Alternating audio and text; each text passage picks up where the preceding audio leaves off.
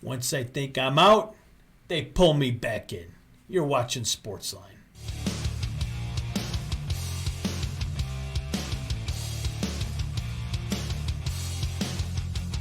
Hey everybody, welcome back to Sportsline. It's been a few days for me since I was able to see you guys and talk to you about high school sports and things of that nature. I was off on Friday. Tom Prince did an unbelievable job of filling in for me. And of course, he's got to get the biggest and best guest in Harry Skull from the Buffalo News.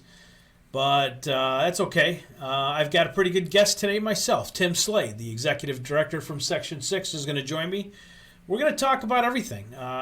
Tim's an open book, and I asked him a bunch of questions in relation to how things are going in the section with no spring sports. How's it looking for fall sports? What went on in the decision? What was his input? What was the section's input on the state side on a statewide scale? It's Monday. It's May 4th. May the 4th be with you. We're going to have a good week, though. We've got a lot of good shows this week, a lot of good guests. Today, it's Timm Slade from Section 6. Tomorrow, Dustin will be back. You remember Dustin? I had him on my show last week, Dustin Green. And tomorrow, he's going to kind of be taking the lead a little bit. He's going to have players, basketball hoopsters from the Southern Tier joining him in a little bit of a roundtable discussion. He's going to do the same with some of the coaches down there. I know Ole and Allegheny Limestone and a few others are going to be involved. Chad Andrews is supposed to be jumping on as part of a media roundtable. We're just going to talk about basketball in the Southern Tier tomorrow. That's what we're doing. So we're going to have a little bit of fun with that, and Dustin, again, taking the lead on it. I'll be around, but I'm going to let Dustin kind of do things and see how he handles himself in a roundtable setting. We're all about giving opportunities here at WNY Athletics. If you want to be a part of our team, send me an email. Find me on Twitter. I got the information up there on your screen at Wolf3328 or fwolf at WNYathletics.com. Great weekend. I'm glad to see that the high school sports thing is going again with Tony Caligiuri. I know they did a Zoom chat for the second week in a row. Tom Prince, the brains behind that thing, of course. WNY Athletics is so happy to have Tom with us. This last weekend would have been Tom's baseball showcase that he had put together and slaved over and put a lot of work in to having that putting that together and all the work that went into it, getting the teams, the players, the coaches, all the promotion that he was doing for that. Unfortunately, it didn't happen, but we're going to do that again next year. Tom, that's his baby. Baseball's his life. High school sports has become his life. So we're going to work hard to make sure we offer that next year. 20 teams again, probably back right at Niagara Falls. And, 2 different fields, 10 teams going head-to-head on both fields. That was going to be a tremendous, tremendous showcase event for Western New York, highlighting baseball. But it's only going to get bigger and better. So it sucks that we didn't get the chance to have that this year, but there's worse tragedies in life. We'll rebound, we'll get over it, you'll get over it, and we're going to do it next year. Tom and I are also working on something right now to highlight all those senior athletes again, specifically one senior athlete from every sport we want to talk to and make sure that there's some recognition there. We don't want to leave any sport out, including unified sports. We want to get the unifieds involved as well. So we just sent some emails out over the weekend and starting to get some good feedback there. So there's a lot we can do to recognize these athletes. Still no word on the fate of the Kensington Lions Ad Pro All-Star Game. Slated for the end of July. We're still fingers crossed that's going to happen. Tom and I are working on a way to recognize all of those selected to play in that game, including the coaches.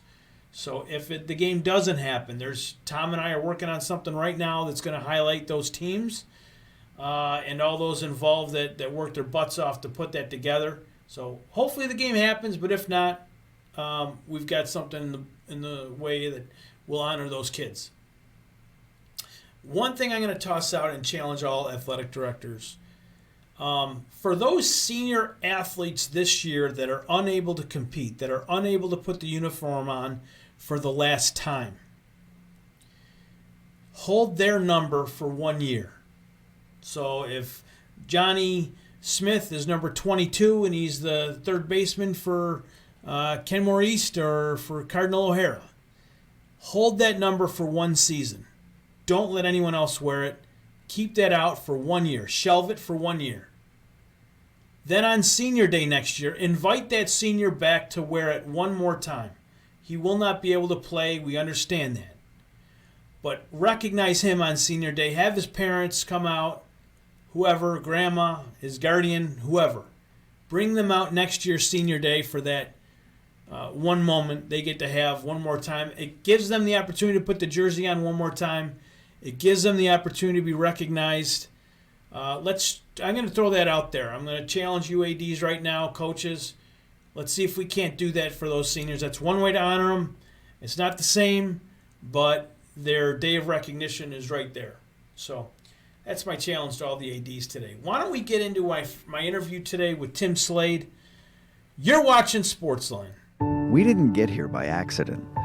It starts with a plan to protect your future, to invest in your future. It started with Scroy Financial. Plan, protect, invest. Welcome back to Sportsline, where my guest today is Mr. Timm Slade, the Executive Director for Section 6, who has been an extremely busy man the last few months. He's always busy. If you know anything about what Tim's position is, you know that he's always on the go and always in high demand. Timm, thank you very much for taking some time to join me today. Frank, thanks for having me. Much appreciated. So it's been a crazy whirlwind year here in all over, obviously, but in Section 6, where you are the leader of Western New York high school sports. On the public side of things, your phone I'm sure has been blowing up. Your emails have to be in the tens of thousands, especially the last few months, and it probably really amped up in the last week or so with the decision to forego the spring sports season and kids not returning to the classroom. You were a high school athlete, very accomplished. You have children that played high school sports. How has it sat with you watching as a father and as a former athlete, having to go through this experience with the rest of the community? It is certainly disheartening. A lot of media has referenced the, seniors and not getting their, last spring season, and certainly understandable. Like I say, it's disheartening for those kids, and it's disheartening for every student that participates in athletics, whether it's modified, JV, freshman, varsity. It's disheartening for our coaches, regardless of what level they're on, whether it's JV, varsity, freshman, modified. They put in time. They look forward to the opportunity to work with those kids, and everything was cut short for them during this time frame. Our officials, we have 1,800 officials that love officiating that are not able to officiate during the spring as well. And all the people that announce or keep the clock, they do that because they have a passion for it. And I think it's very large for the students, and that's the number one focus, because that's what we're here for, those students. So it was definitely disheartening running through that process, and trying to speculate where we're going to be at and plan and hold out as long as we can. Our executive committee in Section 6 wanted to hold out as long as possible and to somehow give these kids an opportunity to participate at some level. Eventually we believe it was going to be the league level and try to stay within their counties. Obviously that was changed with the governor's decision to cancel schools and learn remotely for the remainder of the school year. But Section 6 held strong, and we have some great leaders. All of them on the exec committee and the athletic council are hardworking individuals, and they made a decision that I was taking forward to the state association and to my meetings, that we were going to hold out as long as we possibly could to somehow give them some type of participation for the spring 2020. Were you the rep then from Section 6 that was on those conference calls with the New York State Public High School Association in those days leading up to the final decision. To first and foremost, they canceled the winter season championships for hockey and basketball, and then when they decided to pull back on the spring championships, were you the lone member from Section 6, or were there a number of members from the executive committee on that phone call, or was it just one voice from Section 6 that they were listening to? On those meetings, those teleconference that we originally had for the winter season, and then as we moved into the spring, it included the executive directors from the 11 sections, the officers from the state association, also the executive director, Robert Zass, and the assistant directors that he has as well. We've had meetings with Governor Cuomo's assistants have been involved in our meetings, and also Kevin Baines, the legislative lobbyist for New York State Public High School Athletic Association, has been in attendance. And also there's been times where the association attorney has been on the call, the teleconference as well. And, you know, there was a lot of discussion because whether you're in Western New York or in Nassau County or Suffolk County or up north in Malone, we were all running into the same concerns of where do we go from here, and what decisions are we going to make, and what will be the time frame, and are we going to keep dragging on a decision? And we knew that, you know, we were going to be handcuffed. I don't want to use the word handcuffed, that we were going to be waiting for, you know, the governor's decision on school closing, remote learning, but we didn't know when that would take place until the governor had referenced that he was going to do it by the end of last week, and we had a better picture. And there's a lot that goes into, you know, the state championships, the hotels, the deposits on the hotels, the transportation.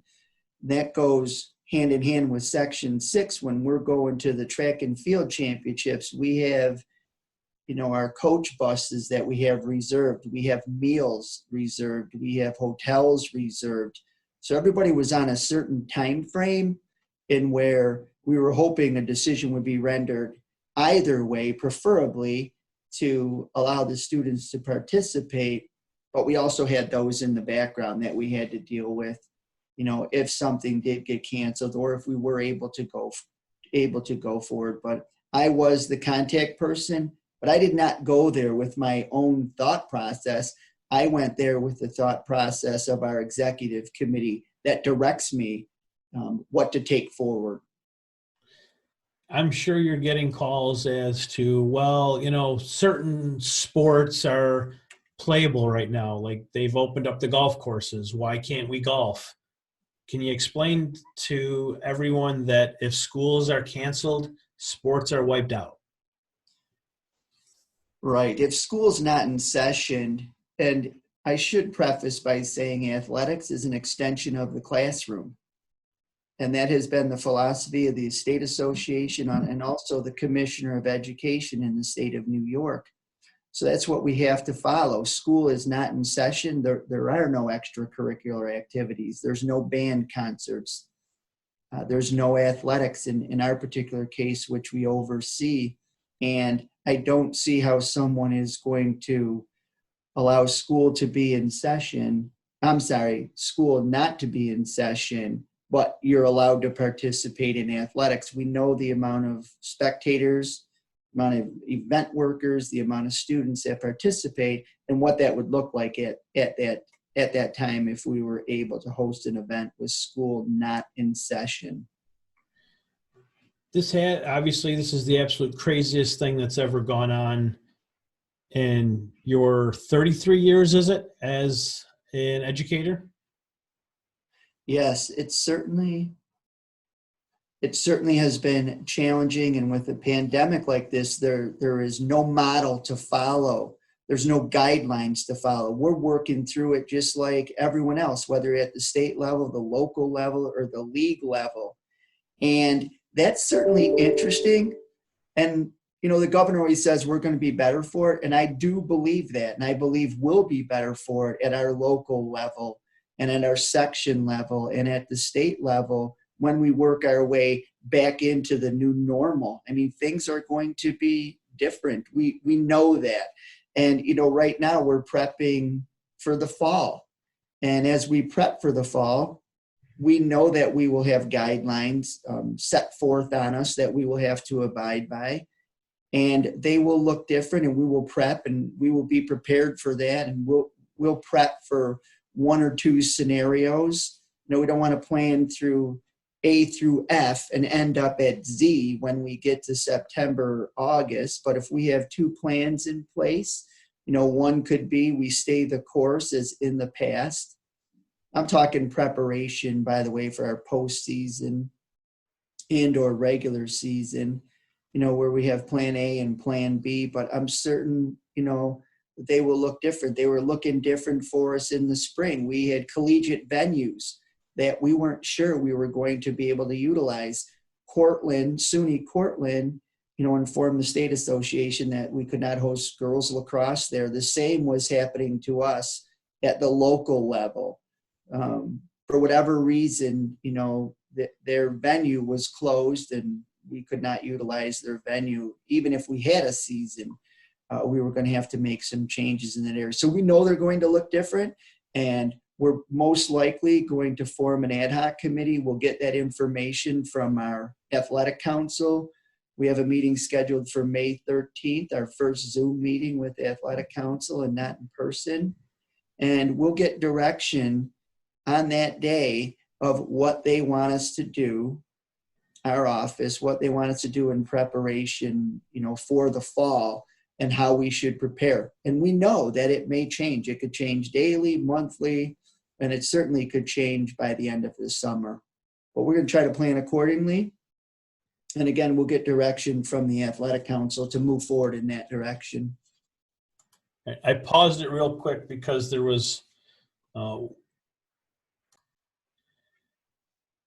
I wanted to ask you, I don't think you have a direct role, the section anyways, in the Kensington Lions Club annual Ad Pro football game that they do in late July, where they have a North versus South football game of the senior All-Stars.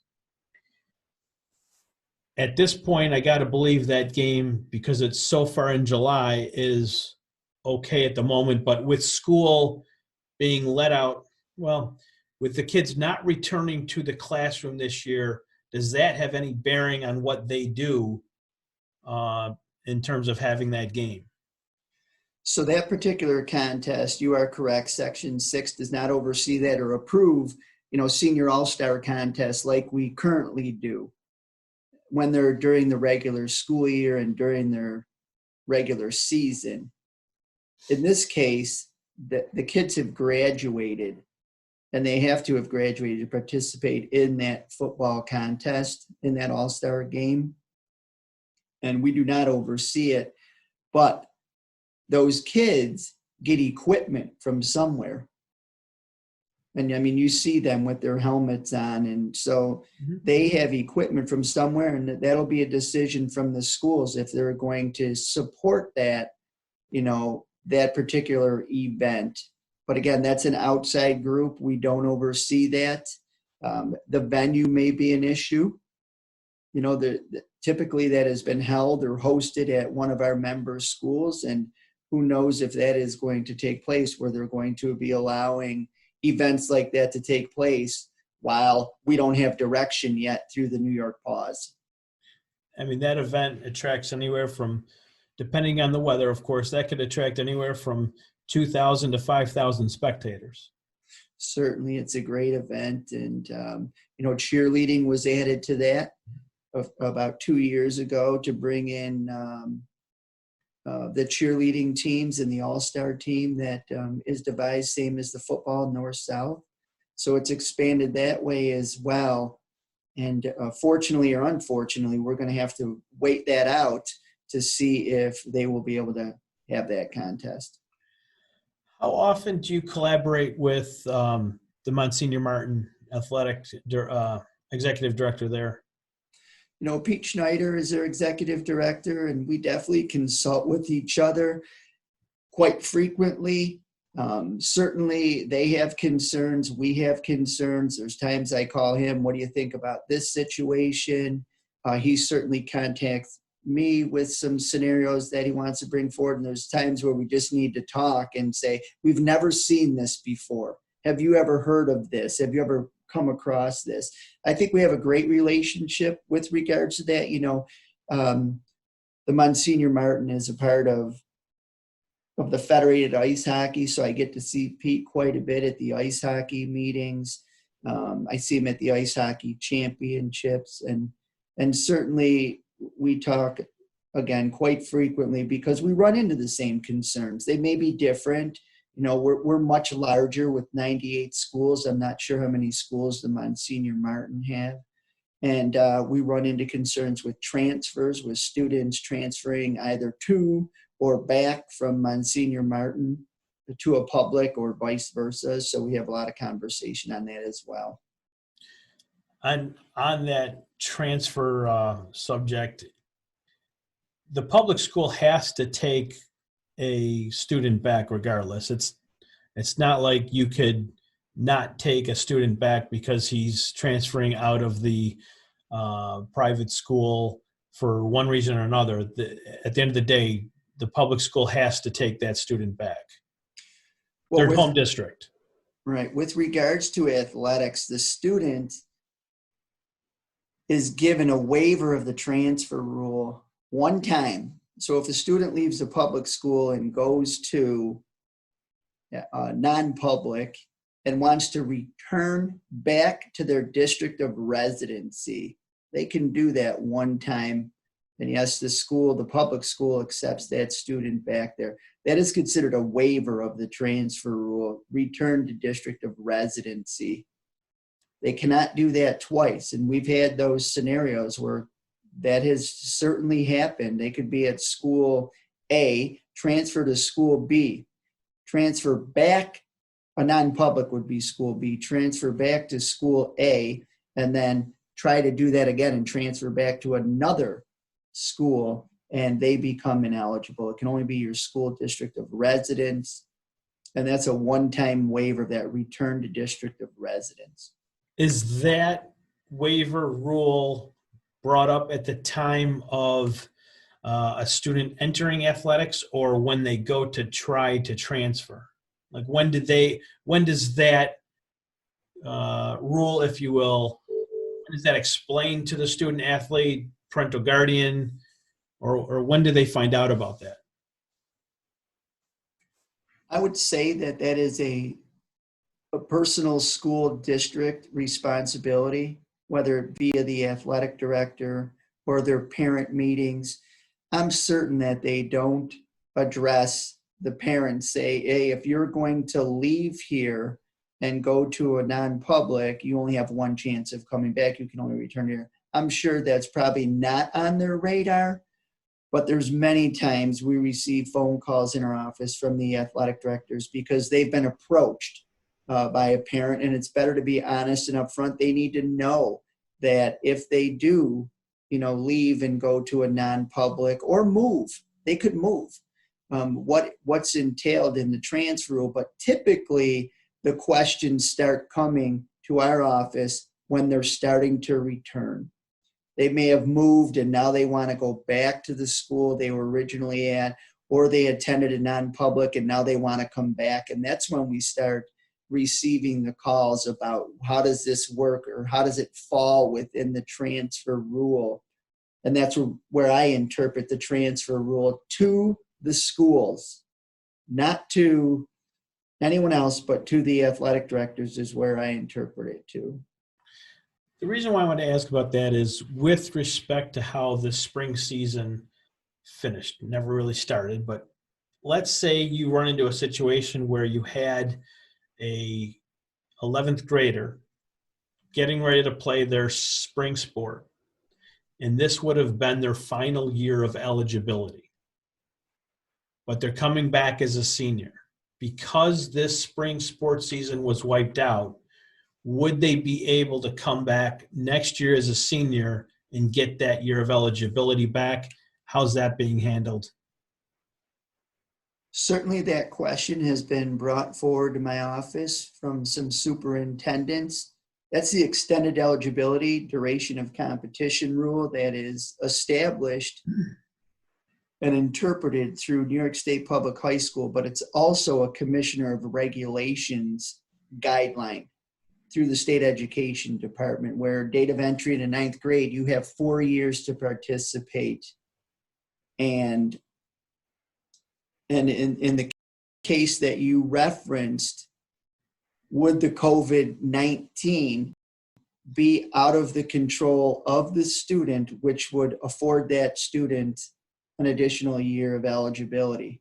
But part of the regulation states that you must be attending. Your reason for not participating in school allows you to attend school an additional semester or year. So as you look at it, with the students participating in remote learning, they're still attending school right now. But on the other side, our association, the state office, is taking a look at that and meeting with the Commissioner of Education in the state of New York and their constituents to see, will that or could that be considered out of the control of the student, which in turn causes them to attend an additional semester or an additional year of schooling. I'm not sure where that is going to go, but I do know that the state association is currently having those meetings to discuss.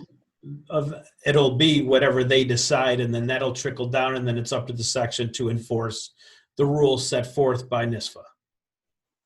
Well, in this case, it will be established by the State Education Department, because this is the duration of competition and extended eligibility is the commissioner's regulations. We just uphold that. The state association upholds it, and then it trickles down to us, where eventually we have to uphold that. Does that scenario come up each and every sports season? It definitely comes up where individuals or schools are seeking extended eligibility for a particular student, or possibly a few students that may meet that criteria. I don't want to say it comes up every season, but it certainly comes up frequently. Mr. Slade, you're a former athlete, a Section 6 champion in wrestling, but I believe you've told me football was your first love. That is certainly correct. I did love football without question. Wrestling is certainly challenging, and I really liked wrestling as well. And the beautiful thing of being in the role that I'm in right now, there's some sports and activities, 34, 35 sports that I've had the wonderful opportunity to oversee and be a part of, that are just as tremendous a sport than any other sport you could think of. A lot of times we hear about, football and basketball, but when you attend rifle championships, the gymnastics championships, the boys golf, the girls golf championships, they're just wonderful, exciting activities. Bowling, boys and girls bowling, everyone, I don't want to say everyone, but a lot of people look at those higher attendance sports just because there's more kids, more spectators at a football game. They're no different than bowling, gymnastics, rifle, unified championships that we have taken place. Those events are outstanding, and I'm glad that I've had the opportunity to be a part of those as well, and certainly learn from them. What I wanted to ask you about, because every now and again a decision comes up that's tough for some people to accept the ruling on. As a wrestling guy, football guy, when a tough decision has to be made that may go against the football team or a school program or a wrestling program, when you have to make a decision that goes maybe against a sport that you grew up with. Is it tough to ever wrestle with those? I hate to use that term, but to look at that decision without having your wrestling or football experience come into play at all? I think there may be some belief that because I participated in them, that I should have a better understanding and allow things to continue in the manner that they are continuing in.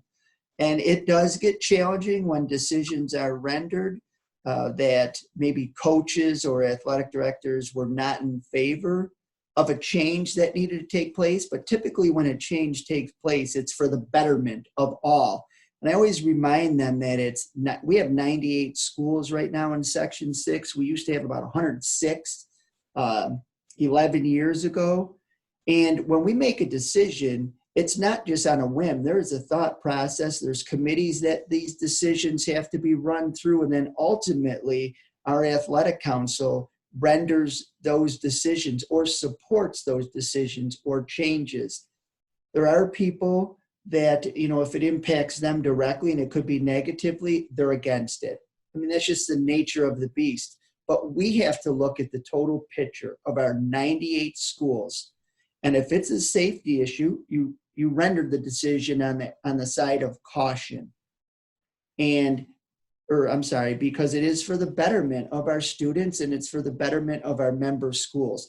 And I know, being in this role, that I'm the one, it comes to me because being the executive director, they think that, that I made that decision and they could be upset with it. And sometimes, you get in a conversation and there's times I'm not going to win the battle of justifying why the decision was made. But I know that the decision was made typically for the safety of any program or for the betterment, because they're not all safety concerns, the majority are, but for the betterment of our 98 schools, not just one, but for the betterment of all 98. And we try to treat every school. We don't care if you're the smallest beds number schools or classification number to our largest.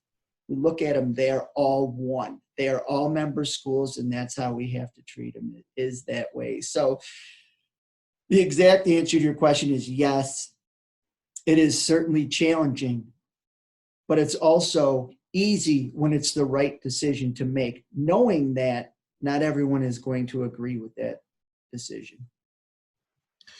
With respect to how the spring sports season championships, if you will, the sites, I don't know what sites Section 6 had for state championships, if any. But I know with respect to hockey, we were supposed to be back at the Harbor Center. And I believe that would have been the second grouping of awards for hockey. You guys were in your fifth or sixth straight host for hockey. Will that buy you another year, or do you lose that year because it was canceled? Yeah, we don't know the answer to that yet right now, but we do know that we're hosting ice hockey next year as well, boys ice hockey next year as well.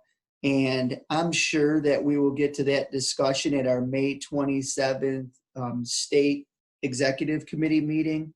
That will certainly be brought forward. I know our ice hockey committee and, Mark DeFilippo is our Section 6 chairman, and Mark has a great committee. And Mark has been working diligently with the state committee, to host this. Mark was down there at the Harbor Center that day. We had people coming in from all over the state of New York that day traveling. Then they were on hold. We did have some show up, and Mark was down there working with them, and everything was coordinated, ready to go. And unfortunately, that was put to an end. And of course, that committee, an ice hockey committee, wants to host that. And the people across the state of New York have, at first, were really upset that the ice hockey championships were coming to West New York and Buffalo. They were in Utica for about 30 years. And that shift for everybody was not good in their minds, coming to Buffalo instead of Utica. And again, it goes back to the state association looking at what is best for everyone. similar to what we do here in Section 6. And after 1 year of hosting that championship, the feedback that we received and that our chairman received was very positive, and it was a great venue. The Harbor Center does a great job, and the Pagulas and the Buffalo Sabres, and it turned out to be a great venue. And now they want to continue to come back here because you don't have to leave the building. Pull in the parking garage and you do not go outside. And that's important for all of those people that come here, particularly that time of year. So I know that our committee is going to be seeking that year back, but I don't know what the state association is going to do with that at this time. Being that New York State could be facing an economic crisis at some point financially, could you see decisions made where they move all of the state championships to one convenient centralized location somewhere in central New York so that it cuts down on travel and other expenses for, the entire state grouping? Could you see in a year, 5, 10 years down the line where they just say from now on, all state championships will be right here in central New York at one convenient spot, or a couple of different locations, but in one geographic location? Could you ever see that? Has that even ever been discussed? Yes, in the past, probably before Robert Zayas came on board as the executive director, that was originally the thought process, was to keep the championships centrally located between Syracuse and Albany. And when you look at that, yes, they're centrally located, but what does that do for Section 3 Syracuse and Section 2 Albany? They never have to travel. They are always at their home site. Is that better when you're at your home site, or is it better if you travel to those venues? So it was kind of unfair for, Section 6 is the most western section. We were always traveling. And a different philosophy came in with Robert, that we're going to bid out those state championships and let's spread it around. Let's let people travel, spread the travel equally around for different sports. There's some where you cannot change, the football championships at SU inside the dome. So I'm not sure if that will ever be challenged, that location. But it was in boys basketball. They went to Glens Falls for 30 some years, and to move that to Binghamton, which was a great venue, maybe was a good thing, and a little change. Section 2 had to travel now. Instead of just going right up the road and they were at their venue, they could sleep at their homes instead of hotels. That was a benefit for them. So I think spreading all that around is better. But is fair for all 11 sections spread around. It's difficult when Section 6 travels to Section 11 for maybe boys volleyball, or in this case, this spring, softball was going to Section 11 this year. I mean, that's a ride, but it's also a ride for them to come here, for ice hockey or the cross-country championships or the swimming championships that we've hosted. So it balances itself out. The one area that concerns me is the venues that we've been using in the past. Will we be forced to find venues that may be centrally located in the Albany area because they're the only venues that are going to allow us to come in? Same locally. We don't know right now what's going to look like in the fall with our venues that we use. Our member schools that host soccer for us, and we have 15 soccer games there over 4 days. Are they going to want us there when there's probably going to be social distancing, the New York pause, and the sanitizing issues that our member schools are probably going to be impacted by? And that was going to be my next set of questions. We're in the unknown right now. When will you sit down with your team to come up with the plan for the fall? And can you even really discuss what's going to happen in the fall without knowing when the governor will allow students to return to school? Our originally scheduled athletic council meeting is on May 13th. We'll be doing that via Zoom for the first time, probably in history. And at that meeting, I will certainly gather information and direction in which the athletic council wants us to prepare for the fall. We've already been in preparation for the fall and working closely with our chairman and them submitting their reports, working on the venues. Everything's kind of on hold right now because most people are working remotely. But we have that information. We have our dates down.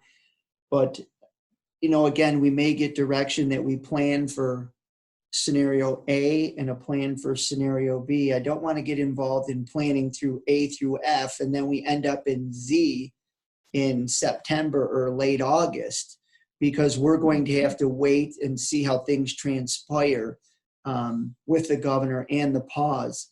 Also, I should note that the state association is putting together, forming an ad hoc committee that the president will determine who's on that committee, and there'll be representation from superintendents, principals, executive directors, athletic directors on that committee, where they're going to start looking at either the process or some of the safety concerns that we will be dealing with, and how should we handle that statewide. Shaking hands, it's a very sportsmanship issue when you shake hands after a contest, or even possibly before. If you look at wrestling, they shake hands immediately, and then they leave the mat and shake hands with the other kid and then the other coach, and then they're back to their coach. That's 4 or 5 handshakes in one match, even though they've just wrestled each other. But you add the handshaking, and you think about any contest with regards to sportsmanship afterwards, and will that take place? What will that look like if we're allowed to have contests? So all of those issues will be addressed. That will trickle down. I'm sure that a recommendation from our athletic council will be for Section 6 to form a similar ad hoc committee to incorporate whatever the association sends down to us, and maybe some other thoughts or ideas that Section 6 would like to see happen as well, or possibly on top of what the association puts on us. What's the economic impact to Section 6 not having these spring sports and having those venues where people come in and, they pay to watch an event? Is that having a tremendous economic impact on the section? And would it be a huge economic loss for the section if they didn't have the fall sports?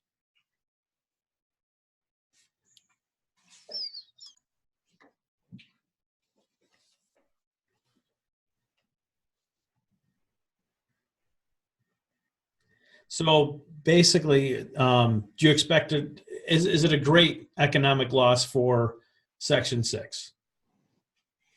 Not having the spring sports season and potentially no fall sports. Well, I can't reference potentially no fall sports. Hopefully we're not at that point yet. But with regards to the spring, most of the funds that we bring in from the gate, that's the admission. We charge $5, admission to get into the championships. A lot of our sports are currently or would be in the red. Some are in the black. But most of the funds that we receive through admittance balances with our costs, our overhead costs, such as venue, officials, the gate workers, the individuals that are there running the clocks, supervision. They kind of balance each other off. Of course, we'd like to be in the positive, but that's not our main focus. And the balance of funds, if we are in the black, are utilized towards sending our individuals to the state championships, whether it be transportation, meals, hotels. And we have a policy in place that we have to follow that we utilize those funds for. So I don't want to say it's going to balance each other because, we're not going to the state championships this year and we're not paying anyone. So I'd like to believe that it's a wash. I mean, that's typically how we operate. But if we have too many of those, or if this continues into a manner, it could be very problematic for us in how we operate. What's the best part of your job and what's the worst part of your job? The best part is certainly seeing kids and teams and schools and coaches and athletic directors through their ups and downs, whether they're successful in a championship or whether they may not have attained their goal that they're all seeking, and seeing them improve over the years. That is certainly probably the number one item reward for this role, when you could see everything come together, because I see what takes place in the background. Not many people have that opportunity to see that, and to see that there's committees that make and render decisions and move forward and get challenged on those decisions. Yet the end product could be sitting at Buff State for boys basketball, or Williamsville North for softball, or St. Bonaventure for softball, or wrestling state or wrestling section 6 championships at Southwestern, or at our championship venues when ultimately we get there. But I know like the legwork that took place to get there, and that is very rewarding. And then it's good to see all those kids be successful or be there participating in it and receiving their awards. And this year, their T-shirts. This was the first year of Section 6 champion T-shirts, which, that was brought forward from a recommendation to our finance committee, to sectional, intersectional, to the athletic council to approve those, because that's significant amount of funds on awards, additional awards. But it was the best thing, reverting back to what is the best thing we could do for kids that we could possibly do for all of our 98 member schools. And that was nice this year. And, we got to see that through in the fall and the winter, certainly not in the spring, which is disappointing. And I would say, one of the most negative things that you deal with is when you render decisions and it goes against kids or schools, clearly. That is heart-wrenching. But I always revert back to that in this role, we have to oversee 98 schools. And although the decisions may not be positive for one school or one student, whatever's rendered, I still have to leave there knowing that we're making decisions on 98 schools, and we have to abide by the rules and regulations that are set forth for us for a fair playing field for all of our member schools. And with that being said, as you know, there have been time frames or times when we've deemed students ineligible, teams ineligible, and that is very stressful, very stressful. And it's hard on those kids, and it's hard on those families, and it's hard on those schools. That by far is the most negative aspect. But in order to be in a role similar to this, you have to be able to make those decisions and enforce those rules and regulations, because that's what I'm here for. And that's what I have to do. What's next for you? Besides finding a ski trail or a snowmobile trail somewhere, what else do you want to do? I mean, you are at the pinnacle, for any young AD that wants to get to where you are. I mean, the only thing left would be to go to the state level. Now you started here in Section 6, but then you went over to Section 5. You dabbled over there for about 6 years. I think it was Pavilion. Yes. Then you came back to Clarence and started working your way up. But for someone that's in school now that wants to get to the executive director role someday, where could they go past that? Or what advice would you give to someone right now that's, going to school because they want to be an AD, what are some tips you can give that person? And then where can they go after they served as an executive director and maybe wanted to go even further? What would be next? We certainly would encourage any and all individuals to move in the direction of taking on the athletic directorship within school districts. It is a great position. It definitely comes with challenges, but when you're in any role of leadership, you're going to have challenges. If you cannot handle the challenges or rendering those tough decisions, then I would recommend don't go in that field, because you're going to be doing that every single day. Every single day, you have to render tough decisions, and you have to make decisions on what is the best for your school or particular program. Moving to the executive director position, I was fortunate, and I don't think I was in the right place at the right time, but I do think I was in the right place and right time in my career, that I had the experience that I felt lended itself in a positive nature to possibly try to tackle this position and lead the section. And it certainly has been challenging, but it has been rewarding as well, each and every day. And again, anyone could man a ship or a boat on the smooth waters, period. Anyone could do that. You can go out there, you can sit in a rowboat. But when you start getting in the rough waters, monsoons every day, that's what you're going to be involved with, and rightly so. And if you can't handle those situations, then really maybe it's not the role for you. But if you think you can handle those roles and try not to take things personally, you can manage and maneuver your way through those uncharted waters.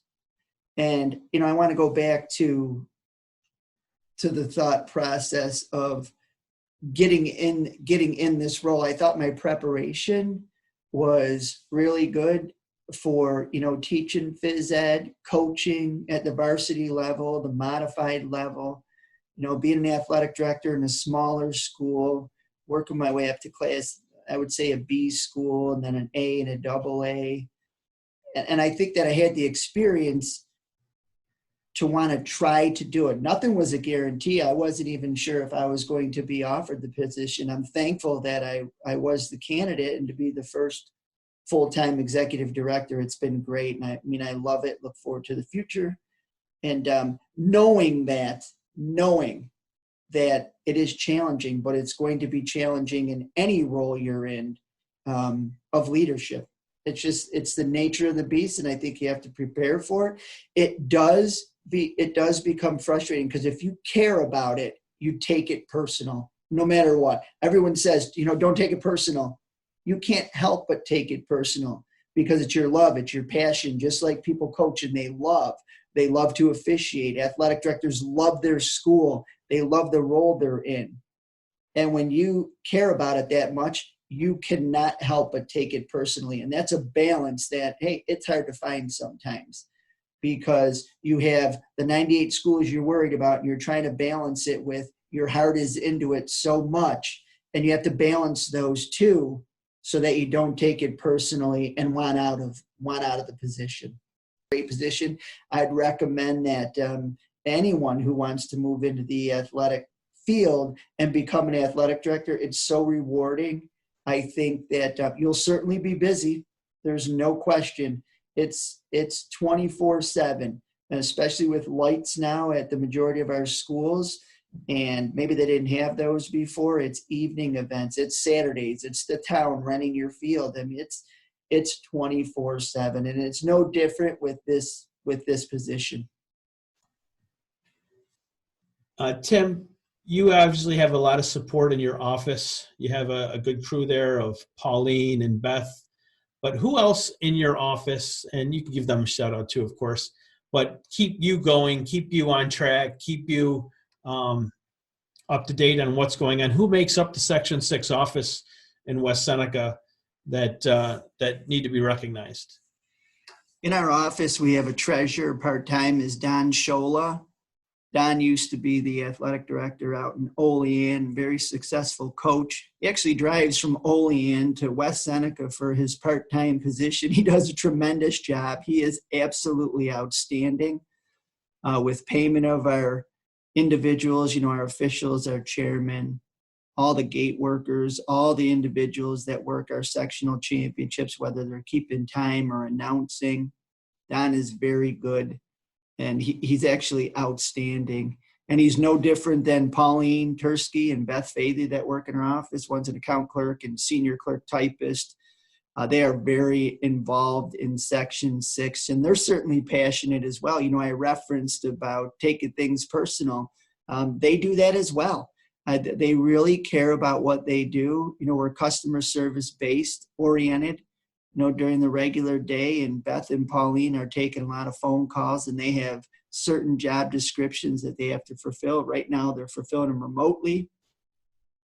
We also have, I believe, 43 chairmen within Section 6, sports chairs, and we have about 14 committee chair individuals that do a tremendous amount of work, whether it be our sportsmanship chair, our transgender chairman, or our finance committee chair, our extended eligibility, or our sports. Each and every one of them work. Those are the ones that I referenced before when I said I see what takes place behind the scenes, and trying to pull all those together and have the best product for the end of season has been very rewarding, because they all work, and they work very hard, and they're very passionate. Do they get frustrated? Absolutely. There could be times I say, can't do that, or you have to think about this and try to do that. And they have great ideas and great thoughts, and they report back to their committees as well, the representatives from the leagues. So everyone has a hierarchy where you take it from your league committee to the section committee to the athletic council to my office, and right back down to their league gets upset, or a league member, if something may not go in the favor of what they've presented. But Frank, they are workers, and they're the ones that are doing the grunt work day in and day out, and prep, seeking the venues and bringing those forward and securing those, and making recommendations to change our awards. And, our plaques that we gave out, we've changed, and our shields that they get have changed, and the t-shirts that kids get.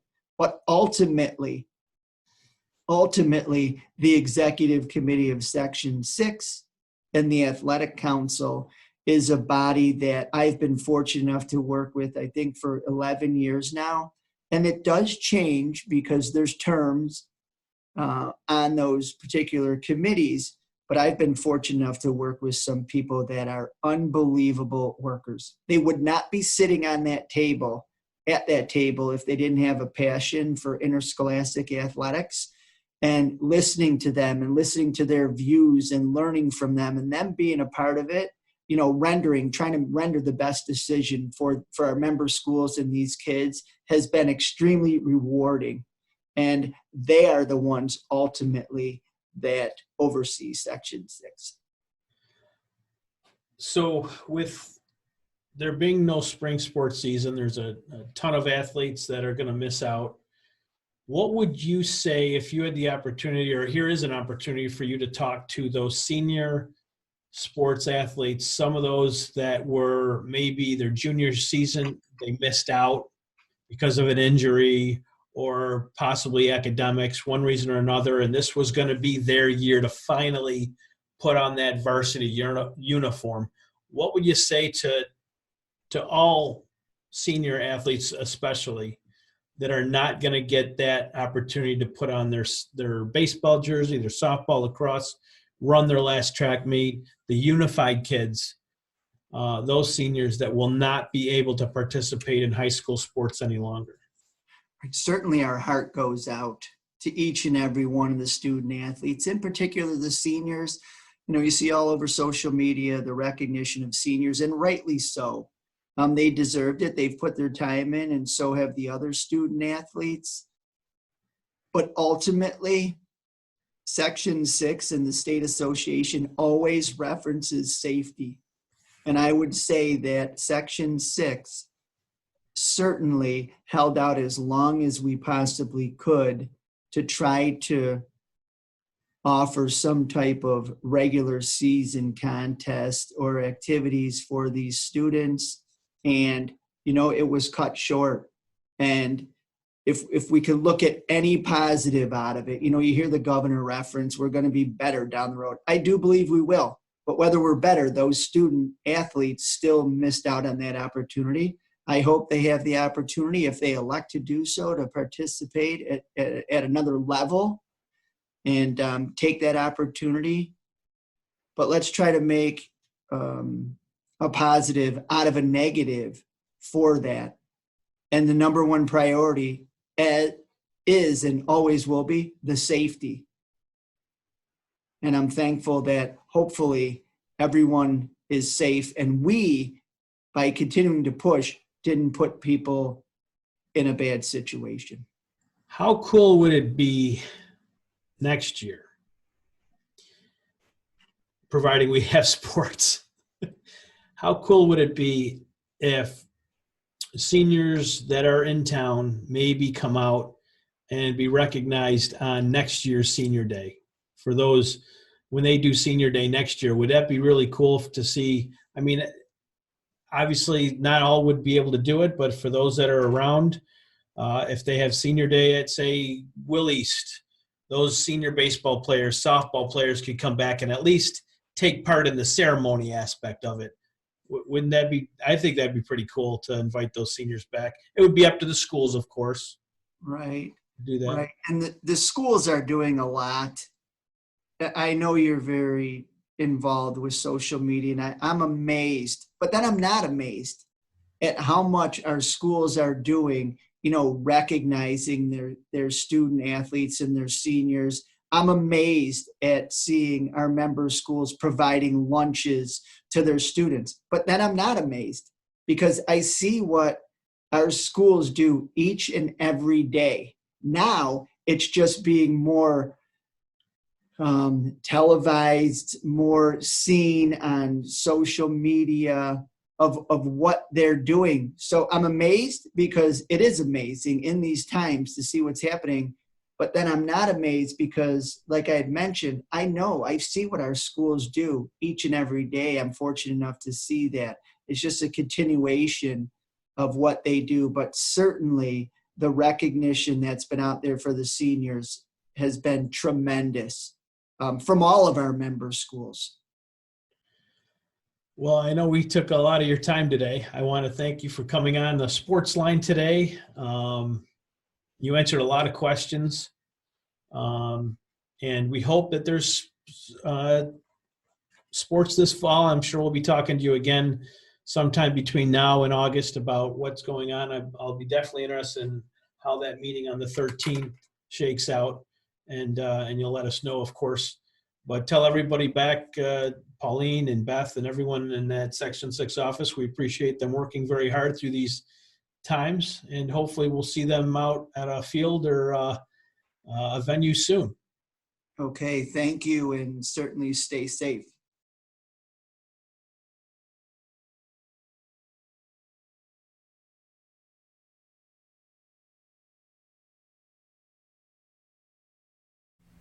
I want to thank Tim Slade for coming in today on Sportsline, doing a segment with me and answering a lot of the questions that I've been receiving about not being any spring sports and a few things, a few other questions that people had for Mr. Slade, the Section 6 Executive Director. He served in that role admirably, and he continues to do so, and I'm happy to work with Tim day in, day out as we do our thing with high school sports. Tough job, not just for anybody. A lot of tough decisions you got to make, things that you don't even think of. Everyone's always quick to criticize the decision that goes against a player, student athlete, school, or whatever. But at the end of the day, you're talking about 98 schools. Okay? 98. How many programs? How many athletes? It has to be good for everyone. It can't just be good for the minority. It has to be good for the majority. So Timm has to take a lot of things into account. His committees have to take all that into account when they reach a decision. And it's not always going to be the best for you. It may not always be the best for your team, your school, or the program. But, they're tough decisions that need to be made. And Timm said it best. If you're not up for the challenge, then don't take the job. But you got to be able to make tough decisions, and you got to be able to live with them. So, and that decision is going to have an effect, not just in the moment. It's going to have an effect for months, for years, decades perhaps. So rules are in place, and Section 6 has to administer those rules as deemed by the state or whoever. But, tough job. I wouldn't want it. I wouldn't want that job. So hats off to Timm and those guys that are in those roles. So with that, that is going to be our program for tonight. If you have a show subject or someone you want me to talk to, I'm favoring a lot of the senior athletes, as you know, right now. But I'll talk to pretty much anybody.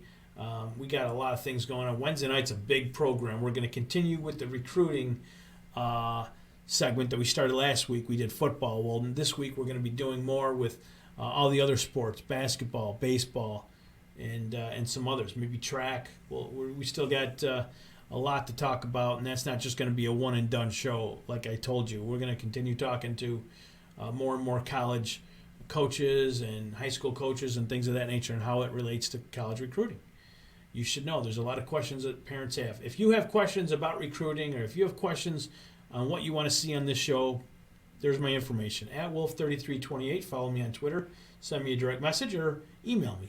fwolf@WNYathletics.com. This high school sports site exists for you, the high school sports fan, student athlete, coaches, and programs. What can we do better? Let us know. Drop us a line. Happy to have you. If you want to be an advertiser at WNYathletics.com, Scroy Financial, UBMD, G&G Fitness, and many more. Take a look at advertising on WNYathletics.com, one of our shows, our website. We get your message out there. We've got a great brand here. Everyone does a good job. So if you want to advertise with WNY Athletics, we got close to 2 million hits a year now. We're here. We're established, and we'll get the word out. Tomorrow, WNY Athletics High School Sports Line. Dustin Green takes over. He's got a lot to talk about with Southern Tier basketball. Find him tomorrow, 8 o'clock, Facebook and YouTube.